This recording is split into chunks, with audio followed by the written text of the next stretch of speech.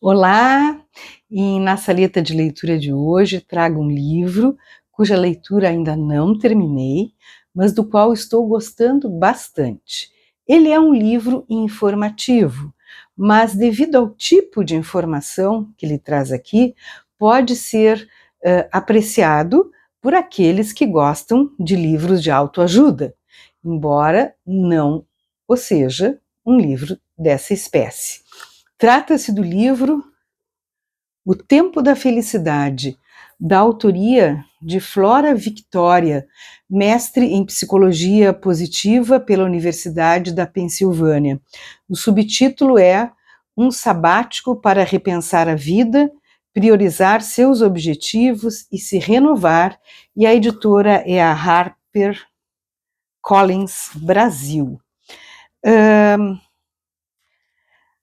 Uma das primeiras coisas que eu li no livro e que me chamou a atenção é de onde é que vem o termo ano sabático.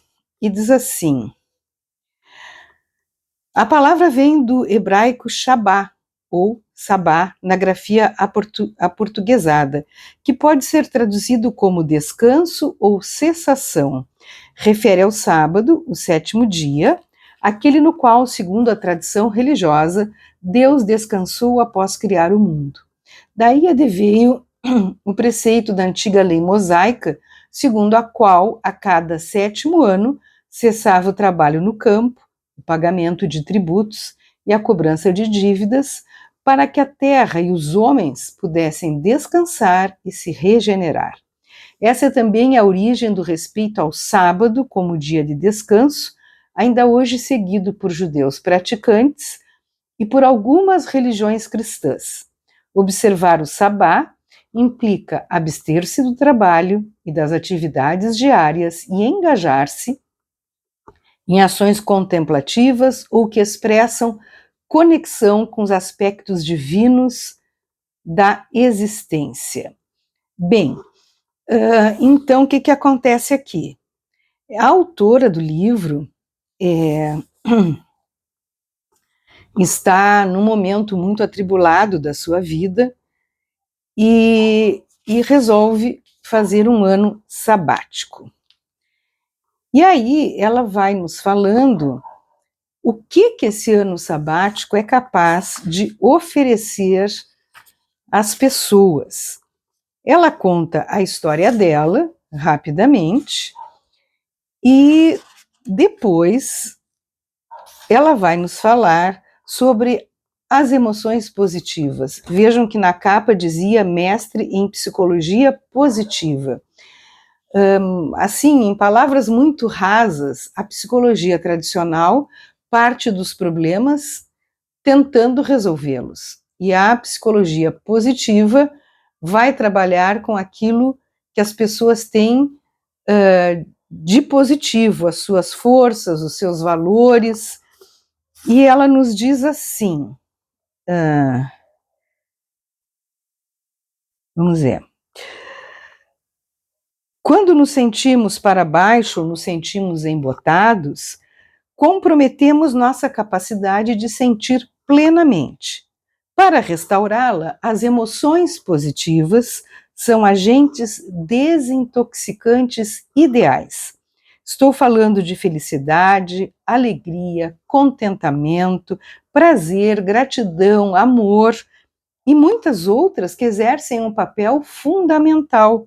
Elas são capazes de desfazer os efeitos residuais das emoções negativas e de seu impacto deletério na saúde física e mental.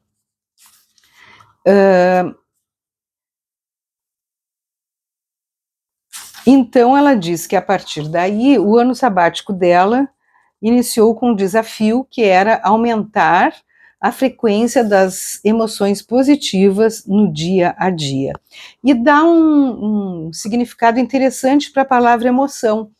Diz ela que deriva do verbo latino movere, que significa mexer, agitar, mover, e que essa origem nos aproximaria de uma função chave das emoções, porque elas enviam sinais aos órgãos e músculos a fim de nos preparar para entrar em ação. Depois ela vai dizer, por exemplo, o que nos acontece quando a gente experimenta a alegria. Diz assim: para começar, a adrenalina e o cortisol voltam aos níveis normais, o coração bate mais devagar e a respiração fica mais serena. A pressão sanguínea se normaliza, os músculos relaxam e o estresse, pouco a pouco, se dissolve. Além disso, a alegria estimula o desejo de brincar, de ir além dos limites habituais, soltar-se e ser criativo, o que exerce um efeito positivo sobre o comportamento social e intelectual e sobre o lado artístico. A alegria também facilita a aquisição de competências por meio do aprendizado experimental que ocorre quando se brinca e se dá vazão à criatividade. Ela vai então nos falar sobre as emoções,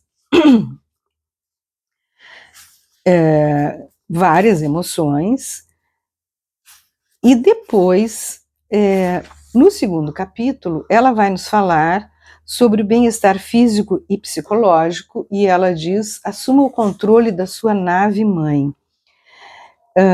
Vai nos dizer por que o estresse vicia, vai nos mostrar a diferença entre ser uma pessoa workaholic ou uma pessoa engajada, vai nos falar sobre como é que nós aprendemos a descansar e a nos movimentar, e isso nos leva à importância do bem-estar físico, e vai nos falar então sobre a saúde positiva.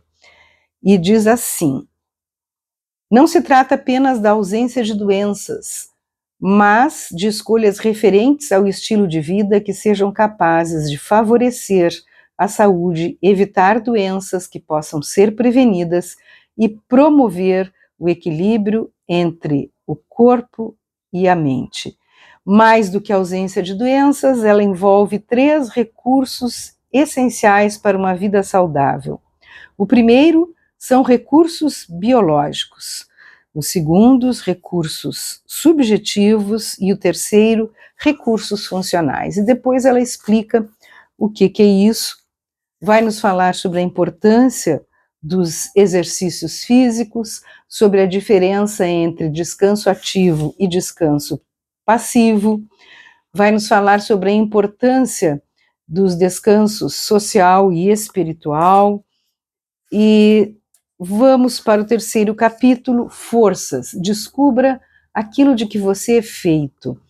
Todas as informações que ela dá são baseadas em estudos feitos em grandes universidades, a maioria delas nos Estados Unidos, de pessoas realmente preocupadas com a nossa qualidade de vida. Sobre as nossas forças, ela diz o seguinte: todos nós possuímos forças que revelam nosso caráter e nossos talentos. Elas expressam o que temos de melhor e também as virtudes que nos orientam como faróis em mares revoltos. As forças nos mostram que a vida tem um sentido, construído dia a dia, minuto a minuto, cada vez que as empregamos. E o que é mais importante, nossas forças constituem uma reserva que nunca se esgota.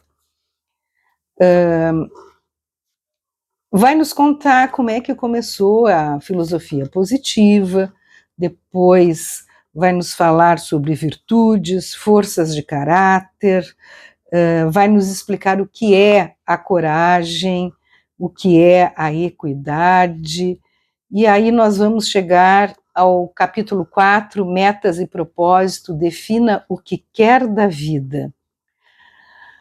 E diz para nós o que é o tão falado propósito. Ele é a resposta à pergunta: por que fazemos o que fazemos?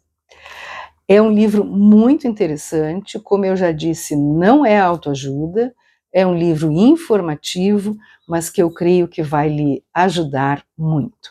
Flora Victoria, O Tempo da Felicidade.